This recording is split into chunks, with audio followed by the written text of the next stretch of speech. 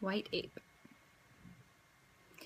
People ask me if I have a scary experience or a scary story to tell, and I look back, I don't have many, but I remember way back when I was in the Boy Scouts, I remember a campfire. It was at night. We all sat around a campfire, but I was the only deaf person. Everyone else was hearing. And we watched the fire burn. We would sing, but I was deaf, so I didn't know how to sing, and I was oral. So I'd just look around uncomfortably and dance along with everyone. We'd all sway back and forth around the fire. And the fire grew smaller and smaller. It was down to just embers, and it was perfect for scary storytelling. The problem was, it was dark, and I couldn't see. So what did I do? I brought out my flashlight. I would flash it, but someone would swat me down. And we kept fighting back and forth about it because I needed it to see. So I gave up. And the person who was telling the scary story, I didn't really get it. He would jabber on for a little bit. People would scream, then he'd jabber on a little bit more. People would scream again. That was not scary to me. What's scary to me is I would be sitting there, and then someone to my right would scream. And then we'd be sitting there, and someone to my left would scream. That was scary to me. My scary story, as I think back, I remember at my deaf school, Clark. It was an oral school. It's ingrained in my brain. There was one day, me and my friends Bobby and Harvey, the three of us, we were really close friends. The three of us played a game. It was tag. If you were tagged, that means you were it. So I was oral, and we'd all just jabber back and forth at each other. You're it, you're it, you're it. Three of us would play over and over, tagging each other all evening until we were all laying down exhausted and laughing as hard as we could.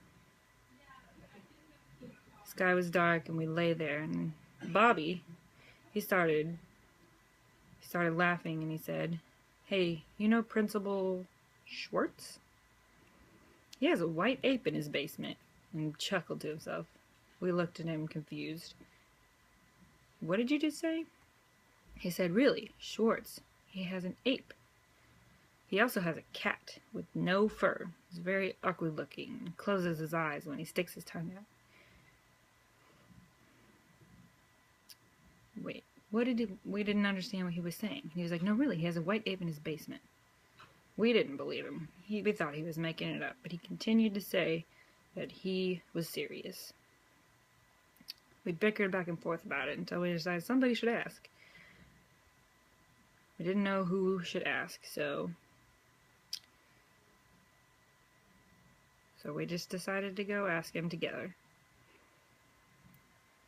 Three of us walked over. We went to the principal's office, and we knocked on his door. The door swung open. We see a man petting a cat. What do you know, the cat blinks when he sticks his tongue out. The principal said, "Hello, boys." We nervously said, "Hello, Mr. Schwartz." We didn't know who should speak first. So finally, I said, I have a question. Is it true that you have a white ape in your basement?" He smiled and nodded, told us to come inside. He watched the three of us walk in slowly, and he peered outside the door into the hallway, made sure no one was there, and shut the door. He pulled down the drapes. "Boys, who told you?" he asked us, and we all jabbered back and forth, and he silenced us. He said, "Boys, if you're really serious, you have to keep quiet." We all nodded nervously. So he started leading us down into a tunnel, the three of us behind him. It was long, seemed to be really old. There were lockers lined along each side of the tunnel, some open, some closed, very old.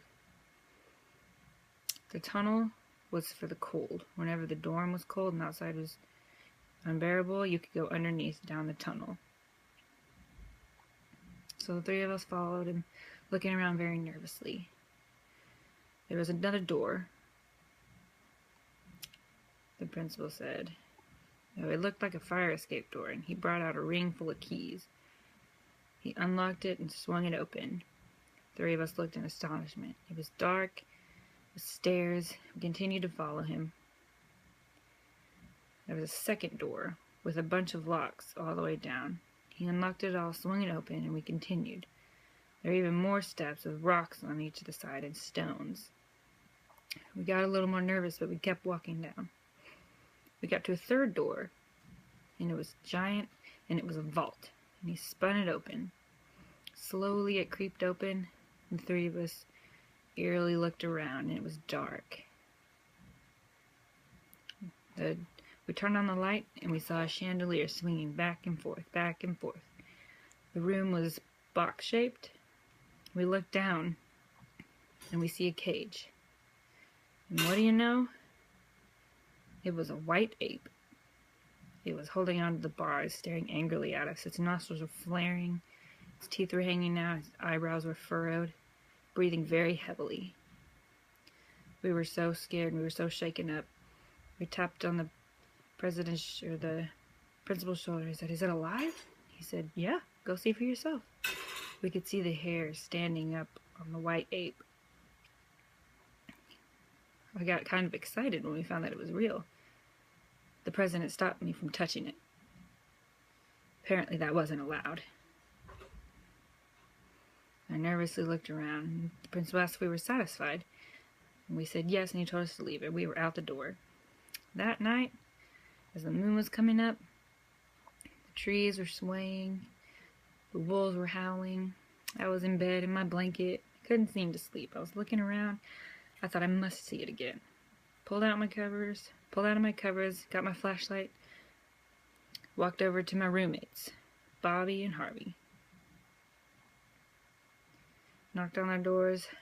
I asked if they wanted to go see it again, and they both nodded in agreement. So the three of us, we get our flashlights, and we're walking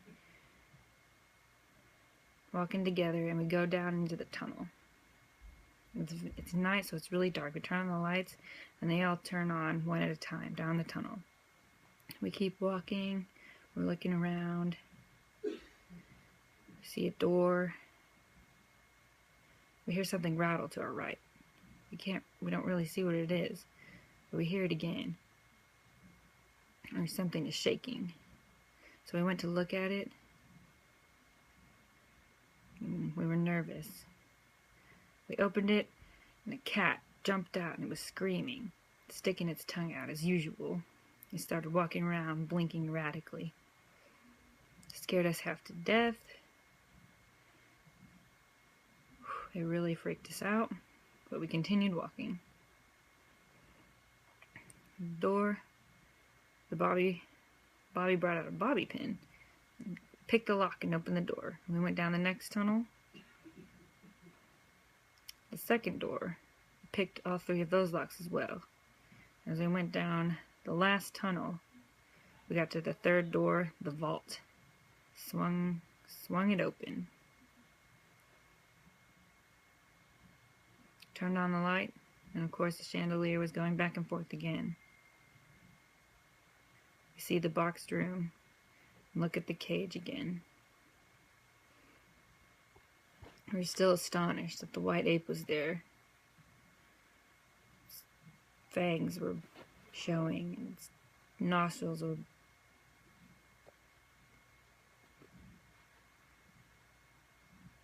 and of course the white hair was going up and down again, and we were super excited. I reached down to touch it, but my friend stopped me. He asked me if I remembered what the principal had said, and I said, "Of course I remember, but I want to touch it."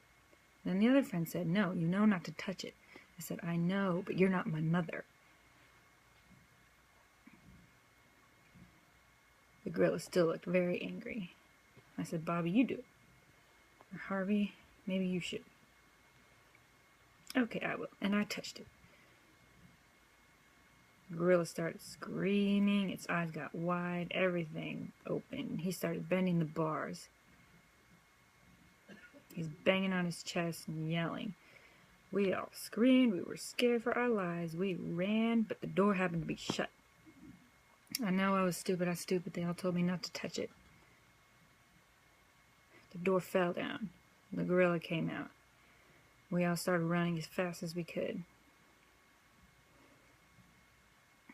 Bobby happened to fall. He said, "No, go save yourselves."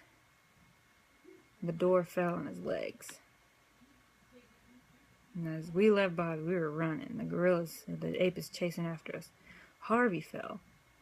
He said, "Come on." He said, "No, no, no." But the white apes continued to chase us. And I said, "I love you, but I gotta go. Every man for himself." So I ran, and I'm screaming. And then I fall. I look up. The white ape is standing on top of me. His nostrils are flaring. I'm shaking in terror. The ape lifts up his fist. I wait for it. And I look up. The white ape looks at me and says, "You're it."